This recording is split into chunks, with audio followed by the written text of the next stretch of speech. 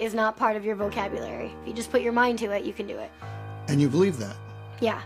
That's the crazy thing is if you're never given limits, then you think, I can do anything. And if she could do anything, she wanted it to be this, what she saw her hero, Dominique Moceanu, doing on TV. There was just one problem. Jennifer was born without legs, a devastating birth defect that had led her natural parents to abandon her the day she was born. It bothered me to think that there was a little girl that was left at the hospital and she had no legs, so I thought she needed a family that would love her and take care of her. Sharon and her husband Gerald brought her home to the tiny town of Hardinville, Illinois. Population 50, they say, if you count the dogs and cats. They decided to raise her like they raised their 3 healthy sons, with no limitations and just one simple rule. Never say the word Can't. You said, I want to be a tumbler. You didn't have legs. Right. You kind of need those, most people think, to tumble. Well, think again. The girl who wasn't allowed to say can't was on her way to becoming a genuine gymnastics champion. She started at 7 on the trampoline with her dad. And after a few falls, she got the hang of it. In time, she was competing. And soon after that, she was dominating. And by high school, Jennifer Bricker, are you ready for this, was the tumbling champion of the state of Illinois. Soon, Jennifer was pursuing other sports too. Even one you'd figure she had absolutely no chance to play well, until it turned out she could steal the ball, even grab a few rebounds. And she could make baskets, too. She didn't consider herself handicapped. She was talking to some friends one time, and one of them said something about her being handicapped. She said, well, I'm not handicapped. And they said, well, you have to use a wheelchair. She said, just to keep me getting dirty.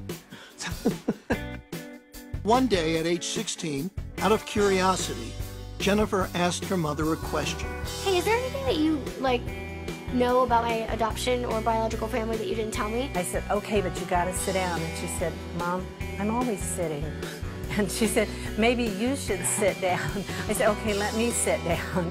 And she said, well, what's the big deal? Just tell me what my last name is. And I said, well, that's the big deal. And she said, what do you mean? I said, your last name would have been Moceanu. I knew what that meant. I knew that Dominique Moceanu was my biological sister. When she finally tracked Dominique down, Jennifer wrote her a letter. Inside the envelope were adoption papers, a photograph, and a stunning piece of news. My biological last name is Moceanu. That line, I was just like, I can't believe this is happening. Everything was there. The evidence was there.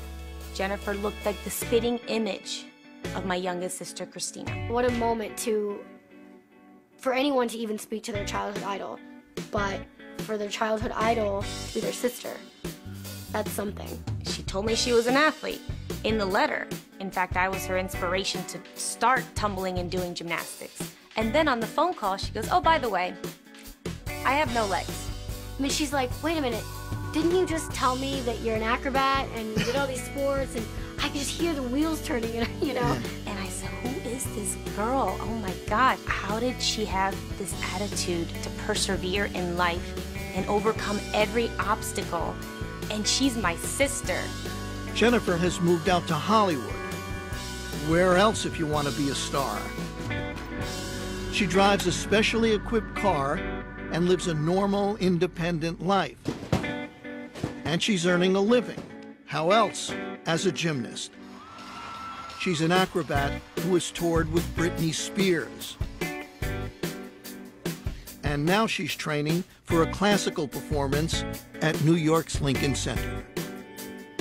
We got to go to Ohio and got to watch her perform. The audience just went crazy. They stood up and they were whistling and screaming and clapping and all this, and I was blubbering.